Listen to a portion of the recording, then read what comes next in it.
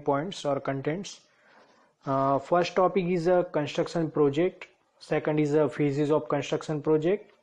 Third one is important of construction and construction industries. Fourth point is Indian construction industries need a construction management, and fifth is a stakeholder of construction management. So let's we start our new topic, a construction project. So project can be defined as a temporary endeavor undertaken to provide a unique product or a service. So in case of a construction project, a product is the constructed facility such as a building assembly of some infrastructure, etc., which are supposed to some predetermined performance objective, and the service mean the design, planning and execution and so on. And the construction projects require varying manpower, and their duration may be few weeks or more than 5 years. And the term unique, here one term is given, unique. Unique means that every project is different in the way of the other project. And the term temporary means the every project has a definite beginning and the end. And project involve a series of complex and integrated activities and achieve some specific objective. So the project can be completed successfully at an optimum cost with least time means minimum time, and using the various technical activities, and we complete the project. So it's called a construction project. Now here phases of the construction project is a second important topic, and in a G2 examination always this topic one question asked in a G2 examination. So depending upon the type of the project, the type of organization and other parameters, the phases of the construction project is divided into three categories. First is a pre-project phase, second is a project phase, and the third one is a post-project phase. So one by one we discuss on it. So first we start a pre-project phase. So name indicate pre-project means before starting of the project we done the work. It's a pre-project phase. So here pre-project phase consists of three sub phases. So first is idea or initiation phase, and second is the project concept phase, and third one is the feasibility phase. So one by one we discuss on it. So first we start with ideation or initiation phase. So the ideation or initiation phase aim to identify all the possibility of the project, and like example, like municipal authority may be facing a problem of growing up parking near a prominent city milestone. So the municipal authority has to examine different options to solve the parking problem. So the options shall be assigned assist the mission or task and vision of the municipal authority and the availability of fund. So it's the initiation phases. It's the idea, not actually implemented. It's the idea to solve the problem of the parking. Next, second phase is a project concept phase. So as many concepts are identified in an initial stage, some section procedure is used to several concepts are selected to meet with the objective of the organization. And the project concept phase, a new construction project, is very important as the decision taken in this phase has a significant importance on the final cost. And in this phase the greatest degree of uncertainty about the future is cleared, and then the selected project concept are used to input for the feasibility phase. Now third one is the feasibility phase. So feasibility phase divided into main four concepts. First is a conceptual, second is a project strategy, third one is a estimate, fourth is a approval.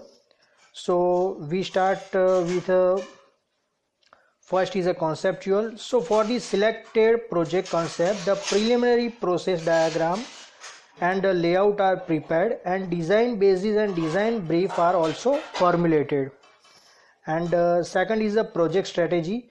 So the strategy in terms of selection of an in-house design team is carefully decided, and the resource required and their availability is discussed. Further, the number and the types of contractor required for execution of the project is also formulated.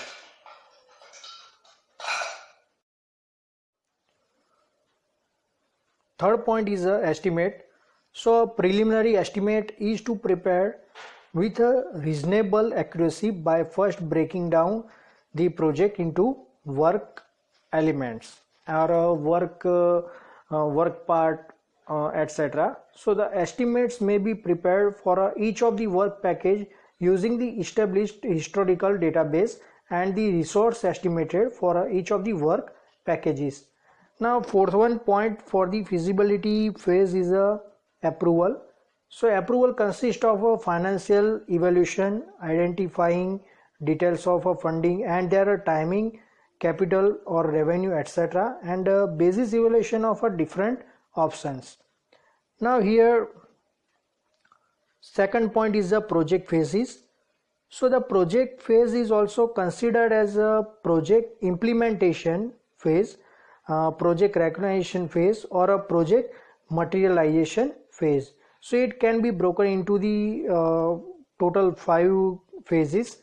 So first is a basic design phase, second is a detailed design phase, third one is a tendering phase, fourth one is a execution or a construction phase, and fifth one is a closure or a completion phase. So one by one we discuss on it. So first we start with a basic design phase. So in this phase, basic design phase, the activity are carried out by engineering organization or an architect, and during this phase the document are prepared for a tendering and contracting, the physical construction or for a procuring equipments, etc., and it consists of a basic design calculation, preparing tender drawing and preparing design and material specification, etc., done in a basic design phase. Second is a detailed design phase. So the detailed design may be done in-house through the contracting, and in some cases such as item rate contract, the detailed design may be required to be carried out before starting of the tendering process. And however, in some cases such as a design building contract or a lump sum contract, the tendering process can start immediately after the completion of the basic design and specification. Third one is a tendering phase. So the tendering are issue if it is decided to execute the project through the contracting, and the preparation of a clear and a precise document is essential to the eliminated any dispute about the scope of work and contract stage. And fourth one is the execution of the construction phase. So the construction phase start immediately after the contract is awarded.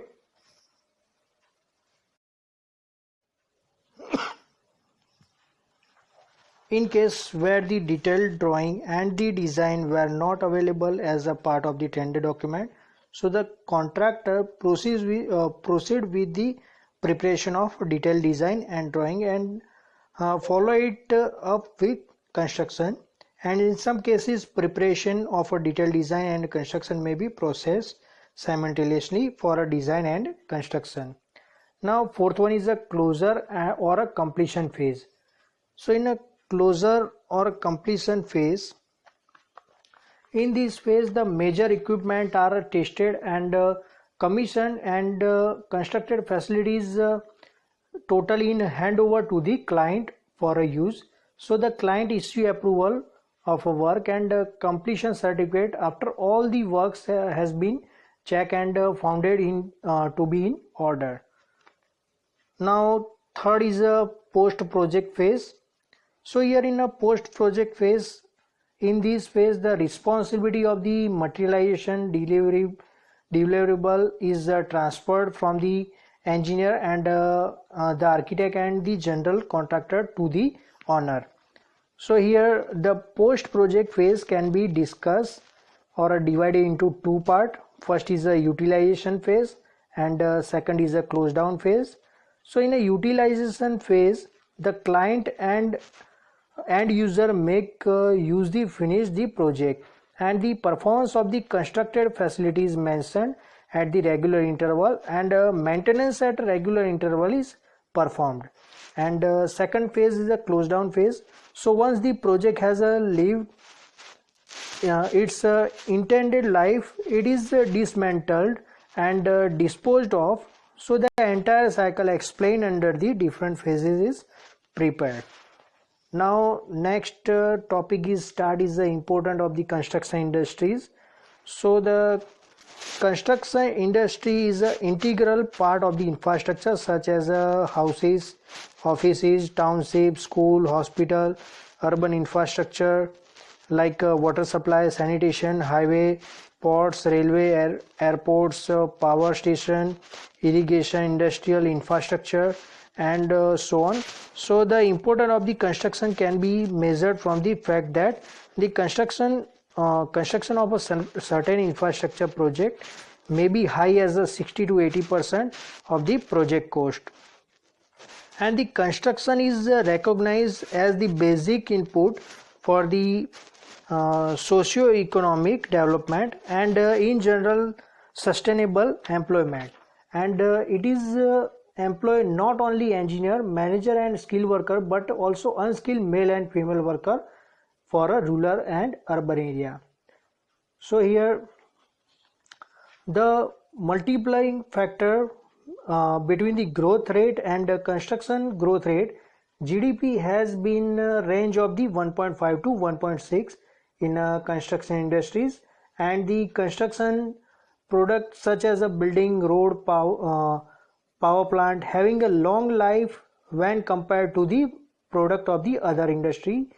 Like in general, the construction industries of a country depicts the health of the economy of the country, and it is imperative that the industry is properly nurtured and the growth of overall economy.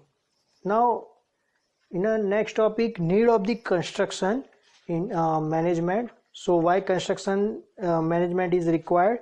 So here total main 5 requirement why construction management or need of the construction management is required. So here 5 point is given. So this is most important question asked in a GTO examination. So first is a coordinate between the different agencies. So construction management is required. Second is a development of manpower and machinery. Third one is the economy in construction.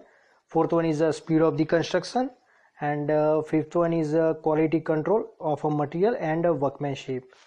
So first we start with a coordination between the different agencies.